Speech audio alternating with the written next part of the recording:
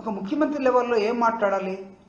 ఒక 43 years industry ఉన్నటువంటి ఒక పొలిటికల్ పార్టీ లెవెల్లో అధ్యక్షుడిగా ఏం మాట్లాడాలి? సంపద సృష్టిస్తూ ఉంటారు. సంపద అంటే ఇదేమన్నా ఈ టొబాకో కంపెనీ సీజనా? 3 నెలలు టొబాకో కొట్టి ఒక బ్యాచ్ బ్యార్నీలో ఒక బ్యాచ్ ఎండబెట్టి ఐటీసీ వాళ్ళు అమ్ముకోవడానికి అదన్నా చేశారా? From where you are going to produce? ఎక్కడి నుంచి మీరు ప్రొడ్యూస్ చేయబోతున్నారు చెప్పండి? ఏ పంట? జొన్నలా, సజ్జలా, రాగులా, బియ్యమా, లేకపోతే దుంపకాయలా? లేదా ఏంటిది? సంపద ఎక్కడి నుంచి సృష్టిస్తారు? ఎవరితో సృష్టిస్తారు? అదేమంటే మీరు విచిత్రంగా మాట్లాడేస్తున్నారే. అసలు కుటుంబాలు గడవక జనాలందరూ వలసలు పోతూ ఉంటే మీ మీద నమ్మకం లేక ఎవడో రాకపోతే, లా అండ్ ఆర్డర్ లేదని ఎవడో ఇక్కడ దిక్కు చూడకపోతే వాడుస్తున్నాడు, ఈడుస్తున్నాడు. Nonsense. ఐ థింక్ ఇది ఒక లెవెల్ ఆఫ్ ఎక్స్పర్ట్ నిజంగానే, లేకపోతే సీనియారిటీ ఉన్న నాయకులు చెప్పే వాటికి ఏమాత్రం మంచిది కాదని అసహించుకునే పదాలుగా ఇక్కడ నేను చెప్పదలుచుకున్నాను. మూడవ అంశం, దీన్ని అమ్మేయటానికి డిస్ఇన్వెస్ట్మెంట్ చేయడానికి వాళ్ళు సిద్ధంగా ఉన్నామని చెప్తే చంద్రబాబు నాయుడు గారు ఏం చెప్తున్నారంటే గాడిలో పెట్టడానికి సిద్ధంగా ఉన్నాం. దేనికి గాడిలు అంటే డిస్ఇన్వెస్ట్మెంట్ గాడిలో. వాళ్ళు అనుకున్నట్టుగా కేంద్ర ప్రభుత్వం అమ్మేయాలి. నిర్మలా సీతారామన్ ఫ్రీగా చెప్పేస్తూ ఉంది, we're not here, we're not capable even to help to VSP Visakha steel ప్లాంట్కి హెల్ప్ చేయాలనుకున్నా మేము చేయలేని దశలోకి వెళ్ళిపోయాం. ఆల్రెడీ మేము ఎవరితో అగ్రిమెంట్ చేసుకున్నాం, మాకు కొన్ని కోట్ల పార్టీకి ఇస్తామన్నాడని వాళ్ళు చెప్తున్నారు. People are ready, 1 or 2 people are ready to purchase. అరే అక్కడ ఆందోళన జరుగుతూ ఉంది. సిపిఐ, సిపిఎం, అన్ని పొలిటికల్ పార్టీల యూనియన్స్, మొత్తం ప్రజలు, అక్కడ ఉన్న ఎంప్లాయీస్ కుటుంబాలుగా రోడ్డు మీద పడతా ఉంటే ఇంత దరిద్రమైనటువంటి అబద్ధాలు వండి వాచి ఇదేమో సంపద సృష్టించినటువంటి అబద్ధాలు వండటమేమో. వండటం కూడా ప్రొడక్షనే. అన్నం వండుకోవటం, కూర వండుకోవటం, దిస్ ఆల్సో ప్రొడక్షన్. అబద్ధాలు వండటం కూడా ఒక ప్రొడక్షనే, ఒక ప్రొడక్షన్ టైప్ ఏమో. సో మూడవది డిఎస్సి జూన్లో, ఏప్రిల్ వేసి జూన్లో ఇస్తాడట. నేను ఛాలెంజ్ చేస్తున్నా. మీరు తైతక్కలాడినటువంటి ఈ గత 3 నెలల కార్యక్రమాలన్నీ కూడా మీరు డిఎస్సి నోటిఫికేషన్ ఇస్తారా లేదా? నేను ఇవ్వలేదని చెప్తున్నా. మీరు డిఎస్సి నోటిఫికేషను ఒకవేళ ఎడ్యుకేషన్ మినిస్ట్రీ ద్వారా ఇప్పించినా అది చెల్లని నోటిఫికేషన్ అవుతుంది, రాసుకోండి. కారణాలు నేను తర్వాత చెప్తాను. How can you say that notification in April, exam in March, May, result in June?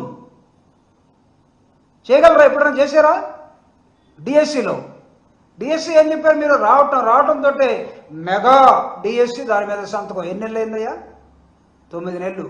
ఇప్పటికి పెళ్లి చేసుకుంటే ఒక పిల్లోడు పుట్టేవాడు. మీరు చేస్తా ఉన్న మెగా డిఎస్సి సంతకం ఇప్పుడు కూడా కాలా ఇంకా? ఓకే నిసే. అరే ఇంత పచ్చబద్దాలని డిఎస్సికి ప్రిపేర్ అవుతున్నటువంటి విద్యార్థులు నమ్ముతారా? పరగటపట్టు వాళ్ళు రిజర్వేషన్లు ఉంటాయిపోతాయా? ఎవడిస్తాడు? మీరు 5 రోజుల్లో ఒక ఫైల్ నడుపుతూ ఉన్నారు. ఒక 5 రోజుల్లో ఒక ఫైల్ మొత్తం కూడా ఏపీపీఎస్సీ పోవాలి, లీగల్ డిపార్ట్మెంట్ పోవాలి, జిఏడికి వెళ్ళాలి, ఆ తర్వాత ఒక యాక్ట్ రావాలి, ఆ తర్వాత ఏపీపీఎస్సీ యాక్సెప్ట్ చేయాలి, యాక్సెప్ట్ చేసిన దాన్ని గవర్నమెంట్కి రావాలి, గవర్నమెంట్ మళ్ళీ గవర్నర్కి వెళ్ళాలి, గవర్నర్ దగ్గర నుంచి నువ్వు ఎడ్యుకేషన్ డిపార్ట్మెంట్కి వెళ్ళాలి. For this including 2 holidays, Ugadi and Ramzan, 5 రోజులు నువ్వు ఒక ఫైల్ నడుపుతూ ఉన్నావు. అడుగుతూ ఉన్నారు ఈరోజు ఐఏఎస్ ఆఫీసర్లు, లేకపోతే లా డిపార్ట్మెంట్లో ఉన్నటువంటి ఎక్స్పర్ట్స్, లేకపోతే జిఏడిలో ఉన్న వాళ్ళందరూ కూడా ఇంత స్పీడ్గా 5 రోజుల్లో ఒక ఫైల్ నడపడం అనేది భారతదేశంలో మేము ఎక్కడో చూడలేదు, ఇది జరగదు. How can you say that within 1 or 2 months you people are going to give the result for DSC examination? Is it possible? అబద్ధాలు చెప్పకండి. ఇప్పటికే పిల్లల వయసు మెరిగిపోయి ఇళ్ళ దగ్గర పేరెంట్స్ తెచ్చుకునే వాళ్ళ దగ్గర తెచ్చుకోవడం డబ్బులు లేక ఇబ్బంది పడుతూ ఉన్నారు. ఎప్పుడు ఇస్తారో ఎప్పుడు ఎవరో చెప్పండి. మేము అధికారంలోకి రావడంతో మెగా డిఎస్సి మీద సంతకం అన్నారు. 11 నెలలు అయిపోయింది. ఇప్పుడు మీరేం చెప్తున్నారంటే 3 నెలలు అన్నీ వేస్తామన్నారు. 11 నెలలు ఎక్కడ, 3 నెలలు ఎక్కడ? మీరు చెప్పే విధానం ఏంటి? ప్రజలు నమ్మడానికి సిద్ధంగా ఉన్నారా? మీరు వైఎస్ఆర్ కాంగ్రెస్ పార్టీ ఇస్తామని చెప్తే వైఎస్ఆర్ కాంగ్రెస్ పార్టీ బ్లేమ్ చేశారు మీరు. జగన్మోహన్ రెడ్డి గారు మంచోడు కాబట్టి సరిపోతుంది, ఏది చేయగలమో అది మాత్రమే చెప్దాం. గతం ఇచ్చినట్టు మేనిఫెస్టోని మనం మార్చలేము, ఇంకొక మేనిఫెస్టోని మనం అధికంగా చెప్పలేము, వాళ్ళ అబద్ధాల్లో మనం ఉంచలేము, నేను ఆ పని చేయలేను బాబు అంటే ప్రజలు దాన్ని సరిగా అర్థం చేసుకోలేదు. లేకపోతే వాడు పెట్టుకున్నటువంటి ఏ మిషన్స్ అవి వాషింగ్ మిషన్లా, ఈవీఎం మిషన్లా? ఏది పెట్టుకున్నారు, వాటి ద్వారా వచ్చారో మాకైతే తెలియదు. కానీ ఈరోజు ప్రజలు మాట్లాడుకోండి, నేను చెప్పిన పాకల్లో నేను చెప్పినట్టుగా పీపుల్ అసలు ఎంతమంది టీ కొట్ల దగ్గర, లేకపోతే సినిమా హాల్ దగ్గర, లేకపోతే కూరగాయలు కొనుక్కునే దగ్గర, లేకపోతే నలుగురు అమ్మలక్కలు ఉన్న చోట, నేను ఆ బూతులు అనకూడదు కానీ వాళ్ళ మాండలికాల్లో వాళ్ళు మాట్లాడేస్తూ ఉన్నారు. ఆ పిల్లోడు వాస్తవం చెప్పాడు, మనం నమ్మలేదు. ఇప్పుడు ఇదిగో ఇన్ని అబద్ధాలు, అసలు ఏం జరుగుతుందో పొరపాటు పడ్డాం కదా అనుకున్నారు. సో డిఎస్సి ఇప్పుడు ఆయన ఏం చెప్తున్నాడంటే అప్పు 10 లక్షల కోట్లు ఉందట. అసలు ఏ రోజైనా అప్పు మీద మీరు నిలబడి ఇన్ని లక్షల కోట్లు ఉందని ఎలక్షన్ ముందు అప్పు ఎంత అన్నారు? 12 లక్షల కోట్లు అన్నారు. ఆ తర్వాత మళ్ళీ 10 లక్షల కోట్లు అన్నారు. ఆ తర్వాత మళ్ళీ 8 లక్షల కోట్లు అన్నారు. ఆ తర్వాత మళ్ళీ దాన్ని 7 లక్షల కోట్లు అన్నారు. ఇటీవల సెంట్రల్ గవర్నమెంట్ ఏం చెప్పిందంటే టోటల్ ఇన్క్లూడింగ్ ఈ రోజు వరకు చంద్రబాబు నాయుడు గారు చేసిన అప్పుతో సహా ఆంధ్రప్రదేశ్కి ఉన్న అప్పు, రాష్ట్రం మొత్తం అప్పులు చూస్తే ఈ సెంట్రల్ గవర్నమెంట్ ఇచ్చింది, నేను ఇచ్చింది కాదు, వైఎస్ఆర్ కాంగ్రెస్ పార్టీ ప్రిపేర్ చేసింది కాదు. ఆయన చెప్పినటువంటి ఆయన అధికారంలోకి రావటం అప్పులు 12.5 లక్షల కోట్లు, మరోసారి 10 లక్షలు, ఇంకొకసారి 9 లక్షల కోట్లు, ఇంకొకసారి ఇంకొక అంకె. అసలు ఏంద్రా ఈ గొడవంతా చూస్తే కేంద్ర ప్రభుత్వం అన్ని రాష్ట్రాల అప్పులను చూస్తూ ఇటీవల ఆంధ్రప్రదేశ్కి చంద్రబాబు నాయుడు 9 నెలల్లో ఈ రోజు వరకు చేసిన అప్పంతా ఎంత అంటే 5.62 lakhs, 5,62,000 కోట్ల రూపాయల అప్పు. దీన్ని ఏం చెప్పారు మీరు? డబల్ చేశారు. 12 అన్నారు, 10 అన్నారు, 9 అన్నారు, 8 అన్నారు, 7 అన్నారు. ఎట్లా ఇదేమన్నా ఏలం పట్ట తిరణాల్లో? అంటే ప్రభుత్వం దగ్గర లెక్కలు ఉండవా? ప్రభుత్వంలో ఉన్న ఆఫీసర్స్ లేరా? మీకంటే మీ ఎమ్మెల్యేలకి మీకు చదువు రాకపోవచ్చు, లేకపోతే మీ పార్టీ మూకుమ్మడిగా, లేకపోతే ఉమ్మడిగా, లేకపోతే కూటమిగా అన్ని అబద్ధాలు చెప్పి ఉండొచ్చు, లేకపోతే మామే ఛాలెంజ్లు చేసి ఉండొచ్చు. వైఎస్ఆర్ కాంగ్రెస్ మీకు అనువుగా దొరికింది కాబట్టి ఏదంటే అది మాట్లాడేశారు ఆ రోజు కూటమిగా ఏర్పడి. సిగ్గుండొద్దు అసలు ఇన్ని అబద్ధాలు చెప్పడానికి? Don't you feel shame? Where is that gentlemen? నేను ప్రశ్నించడానికి వచ్చాననే జెంటిల్మెన్ ఎక్కడికి వెళ్ళాడు? ఇక్కడ రమ్మనండి ఆయన్ని. వేరే వస్త్రాలు వేసుకొని తిరగటం కాదు. చంద్రబాబు నాయుడు ప్రతి నెల 1వ తేదీ నాడు బజార్లోకి వెళ్ళి, జిల్లాలకు వెళ్ళి అన్ని అబద్ధాలు చెప్తా ఉన్నాడు. నువ్వు ప్రశ్నించడానికి వచ్చినటువంటి ఓ పవన్ కళ్యాణ్ గారు అన్ని అబద్ధాలు చెప్తా ఉంటే నువ్వు నోరెందుకు ఎత్తడం లేదు? ఆయనకున్న అనుభవం ఎవడికి లేదంటున్నాడు.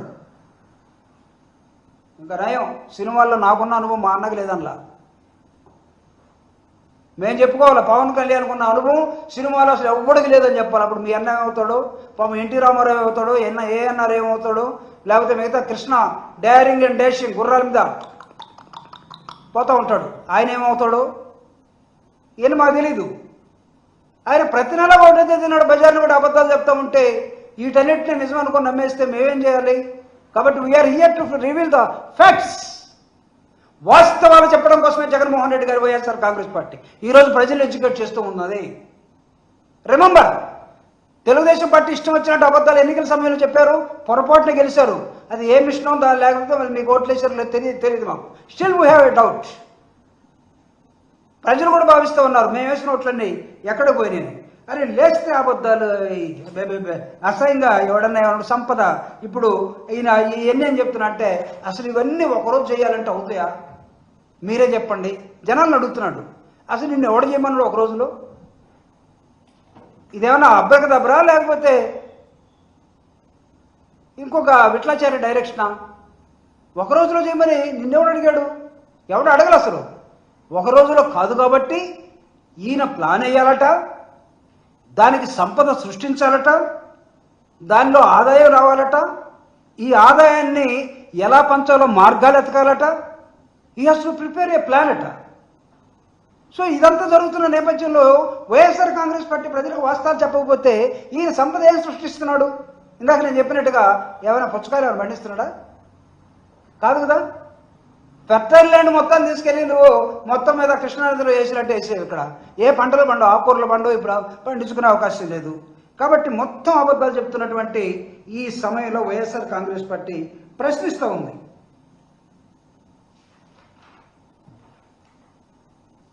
లాస్ట్ పాప ఆయన మీటింగ్లో కుర్రోడు ఏదో ఒకటి అడగడానికి వచ్చాడు. ఏదో ఒకటి ఏమడుగుతో కూడా తెలియదు.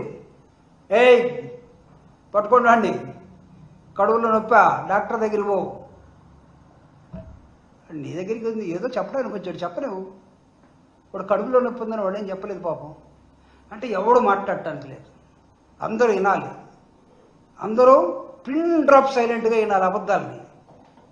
డూ యూ థింక్ దాట్ నువ్వేమన్నా పెద్ద గొప్ప ప్రజాస్వామ్యవాది అనుకుంటున్నావా? లేకపోతే అసలు పాలిటిక్స్ ఎవరికి తెలీదు, నాకు తప్ప అనుకో. నువ్వు I'm the senior most in చక్రం తిప్పినోడిని నేనే అనుకో భారతదేశంలో, అనుకో, మాకేం అబ్జెక్షన్ లేదు. కాబట్టి don't try to insult the people who are going to even to ask a small question. ఒకడు ఎవడో వచ్చాడు పాపం, ఒకడు ఇట్లా చేయెత్తాడో లేదో లేదా అడగడానికి వచ్చాడు, ఏదో ఇదిగో రాక్షసు